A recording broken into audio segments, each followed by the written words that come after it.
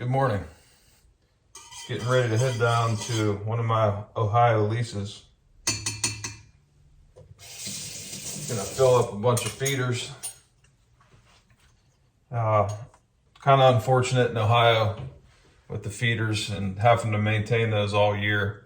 Al and I aren't real big bait hunters per se. We don't really set any stands over feeders or corn piles, but as a lot of you know, in Ohio, if you're not putting out feeders with corn, most of the neighbors are, and it's just one of those things that you just have to maintain just to keep the bucks and the rest of the herd on your property. Otherwise, I mean, it's been proven they'll just leave. So got to maintain that. It's unfortunate.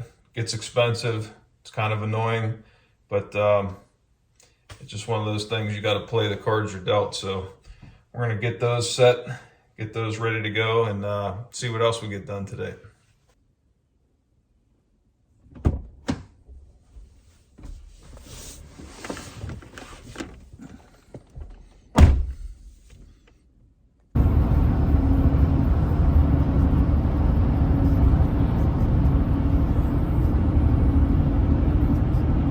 So I mentioned not being a big fan of having to deal with these feeders and everything. And that's not to take anything away from anybody that hunts over bait or uses that in a different way than I do.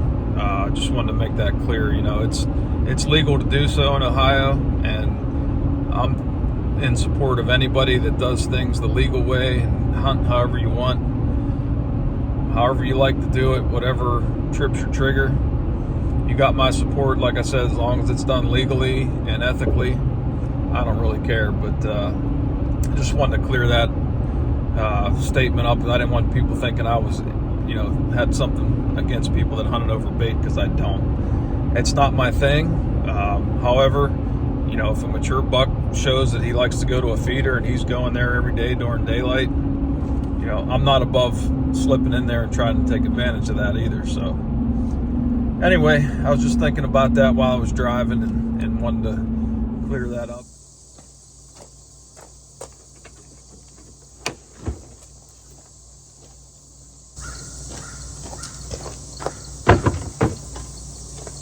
And set a few feeders today. A couple of them need 4x4s for their posts. So got the one-man auger.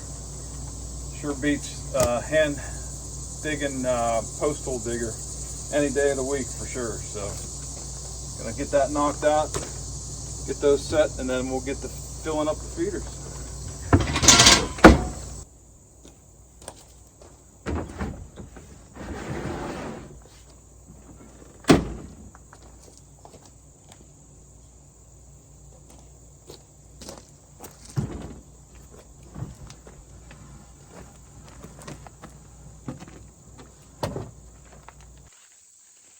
So there's a little bit of science to setting these feeders. You can see behind me right here, this is a food plot up here, and the wind actually blows southwest, west, sort of blows up into this field from this side. So the idea is to put it about 20-30 yards inside the cover here, and those deer will actually J-hook around to get the scent from the feeder to make sure it's safe, but they won't go out into that opening. Not so much here, because there's not any pressure. This is private land, my lease in Ohio, obviously. But some of those mature bucks don't want to step out into that cover, and they'll J-hook around. So just something to think about when you're setting your feeders. And then there's a maple. I'm not sure if you can see it. I have to do some trimming, but there's a maple right on the field edge that'll allow you to shoot out into the field and down to the feeder. And like I said, we don't really spend much time sitting over feeders. However, late season, sometimes even early season, if you get a buck that has the personality that doesn't mind eating out of a feeder, man, deer flies are out. But yeah, just something to think about when you're setting these up. Don't just throw them in anywhere. And here's a little old logging road here, it's easy to get the quad down here to fill up the feeder too. So just something to think about when you're doing that. Put a little bit of thought into it before you just pop them up willy-nilly.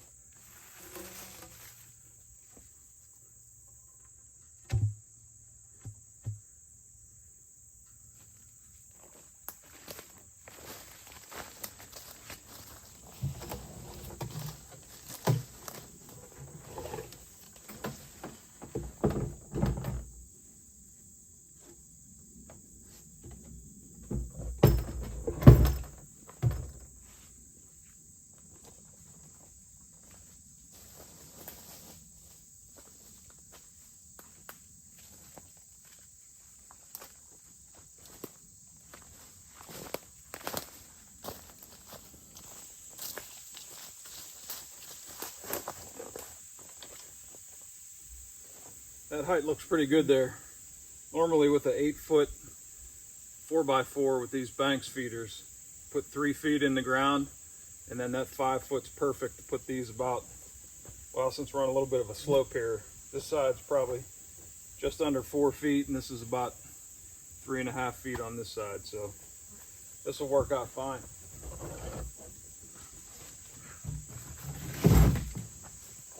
Now Banks does sell a plastic raccoon guard that goes on here, but this is just a real cheap stovepipe. You can get these anywhere. I've used these for years and have had good luck with them. Raccoons can't get up there.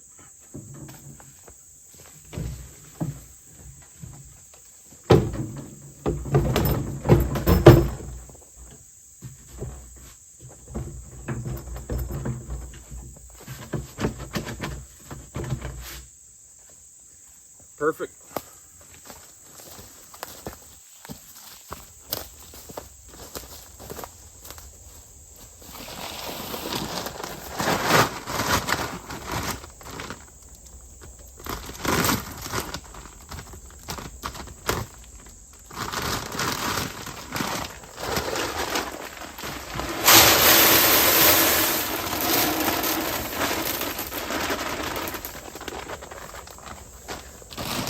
I like to use a mix of corn and some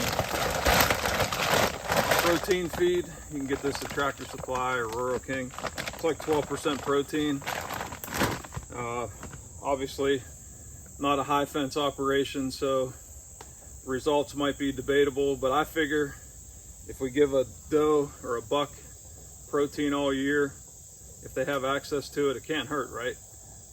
Somebody will probably tell me I'm wasting my time, but for the cost of a bag of corn to mix a bag in, or bag and a half with 300-pound feeder, I don't see how it could hurt anything. So worth doing in my opinion.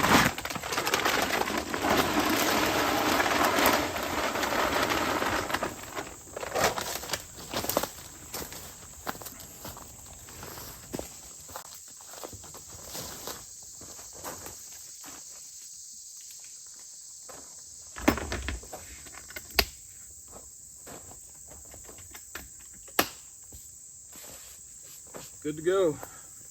What I normally do is I'll get a jar of petroleum jelly from the dollar store, Vaseline, and just go around these ports and all on the top here and on the top here, because what will happen is those squirrels will drop on from the trees here, and I've actually had them chew the tops of these out to try to get to the corn. Why they just don't hang down, I guess they're afraid. You could see here, this has been a little bit chewed on the one edge, but just try to do the best that you can. That seems to keep them off of there with the petroleum jelly rubbed on there. Just keep it on the outside. Obviously you don't want it on the front where the deer is going to stick their face in, but I haven't had it bother the deer, so we'll take care of that, get a camera up, and this will be done until we come back to trim it up.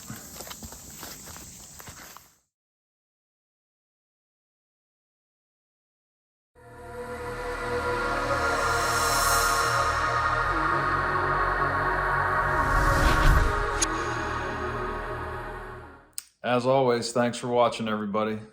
We'd appreciate it if you would follow us on all of our social platforms too. You can find us everywhere. Habitat Podcast. We've got over 200 videos here. There's a couple more here and here if you want to watch some other videos and see how we're progressing.